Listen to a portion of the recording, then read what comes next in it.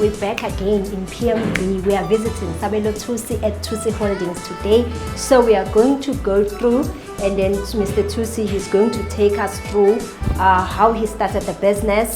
And we chose him because he was with us as a Busy Discussions magazine since we started in 2019 until now. I remember when I was asking him to write something about the pandemic last year. He's one of those entrepreneurs who was volunteering to write the article, how they hit the business and everything. So let us go inside and chat with Mr. Thusi. Hi, thank you. We are back. We are here now inside at Thusi Holdings. Good afternoon, Mr. Sabelo. Good afternoon, Sizo. How are you? I'm good, and you? I'm fine. I'm good, thank you. Thank you for the opportunity that you gave us as a Busy Discussions to come to your place so that people, they will see the Sabelo Thusi Holding. It's really into a pillar ekhona akubona off life by night. Thank you very much. We see even the staff, they're wearing uniform. You'll take us through with what exactly Thusi Holdings is doing, because we know that I know that you are doing the financials, people. I heard that you I don't understand sometimes, and also the compliances of the company. Can you please just take us through, because since we started the interviews, we're emphasizing about why the compliance is important in the business, because you know last year we hit by the pandemic and the businesses they were having a problem of not compliance, and they cannot get the access from the UIF, from the Department of Labor.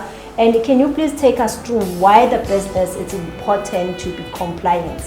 Okay, thank you very much, Sizo, for the platform as well.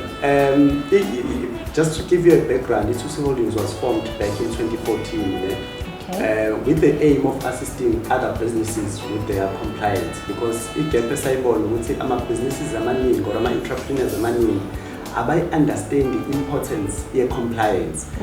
Umuntu ke maseqale sengqongqoza looking for funding kuma government entities abo NYDA, abo SIFA and so forth. You find that akasaqualify manje because non-compliant. And then useyabuya uya kuma social media, no NYDA awulekeleli, uSIFA awulekeleli. So we saw that no, there is a gap there, and also there is a gap in terms of financial literacy, because abantu abaningi abakwazi ukuhlukanisa between them and the business.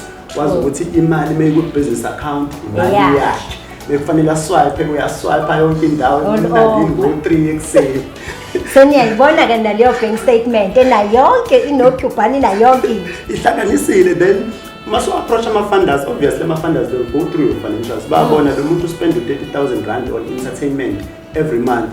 Sizomthemba kanjani ukuthi simnikeze le mali ayifunayo. So that's why, as a Thusi Holdings, we've made it a responsibility to teach and address the issue of financial literacy, and also to teach and address the issue of compliance, so that other small businesses can be compliant and by understanding what ibaluleke ngani ikusiza ngani as well in the business. Yes. Thank you. And I remember, Sabelo, I saw you on the social media that you expanded. Now you have a branch in Eastern Cape, Umtata, if I'm not mistaken, yes, and also in Joburg. Yeah, that's correct. Yes. Okay. Currently, the cinema branches are I4.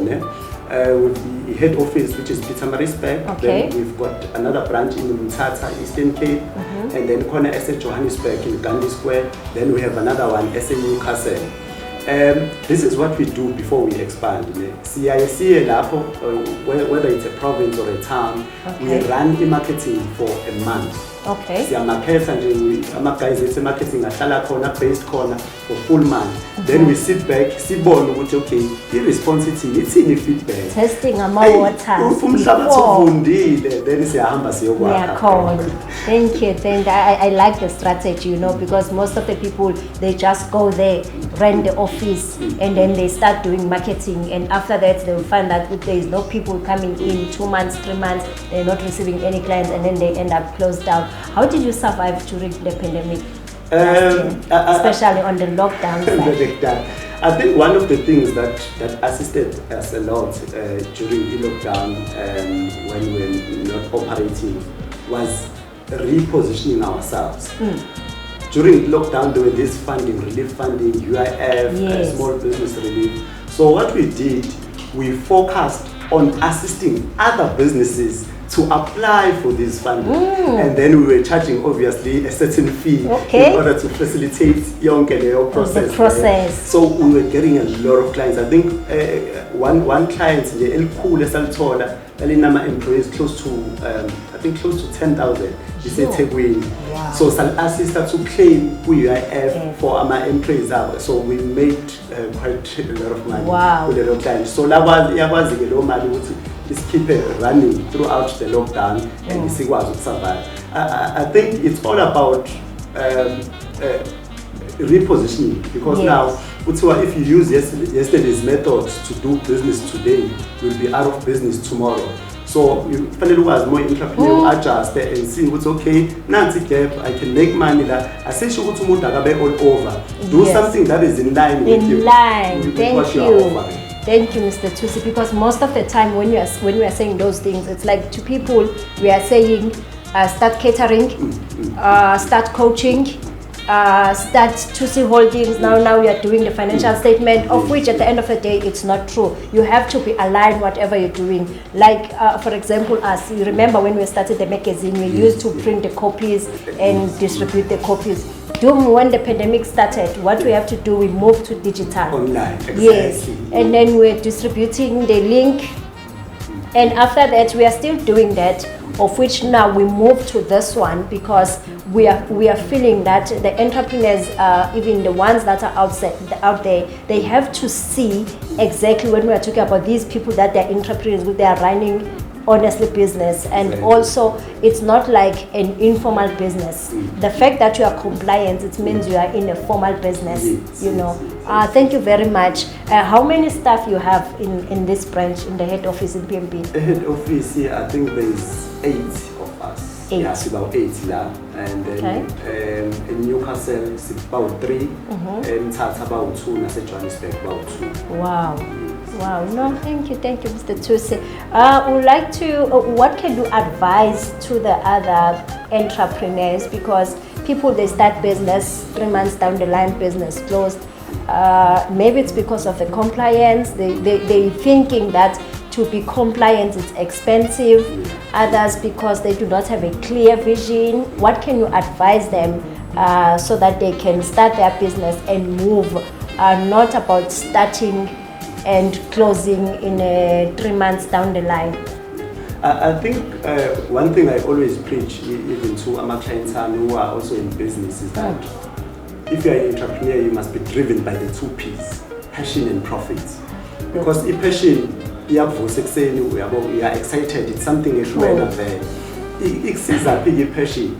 There's going to be a time whereby the company won't be making any profits. The passion, that's where it comes in. Come up with ideas, come up with solutions. And you don't feel the pain because we are doing something that you are enjoying. So in the I remember in 2011 I started a marketing company. It was called Walking Tall Communication. But one of the reasons I started that company, I'm money fast. Say goalie, I want to driving motors. I started the company. Yes. I started money from all Bushali pension like Farah. 6 months down the line, the business closed. Because window, because the driver in mind, being a driver, a passion, being enough plan. Have a plan at all times. You must have a plan if you're an entrepreneur. Thank you. And it's very true because most of the private companies, especially, they focus on the strategic planning.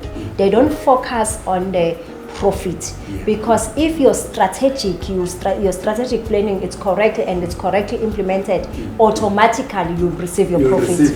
But now when you focus to the profit and then you do not have a plan, that is why we found out so many people, they are starting their businesses because they are copying other people's business ideas, of which they don't know the vision of that particular person. They don't know the mission of that, and they don't have a plan at all. They are just starting the business because this thing of the business now, it's like a fashionable thing.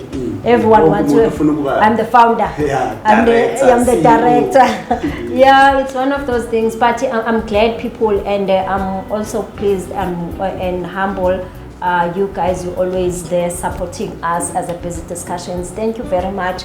I will take the Tom to the other offices and maybe chat with the employees that we have in the head office. Thank you very much, Mr. Thusi. Thank you very much, Sizo, for the platform.